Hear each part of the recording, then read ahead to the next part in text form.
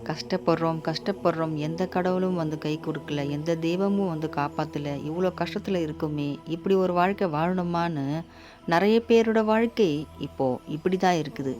இதுக்கெல்லாம் காரணம் வந்து கர்மாக்கள் தான். இந்த ஜென்மத்தில நம்ம எந்த பாவமும் செஞ்சிருக்க மாட்டோம். யாருக்கும் எந்த துரோகமும் செஞ்சிருக்க மாட்டோம். ஆனாலும் இவ்ளோ கஷ்டப்படுறோம்னா, முன் ஜென்மத்தில செஞ்ச நம்ப கர்மாக்கள் தான் இந்த ஜென்மத்தில நம்ம அனுபவிக்கிறோம்.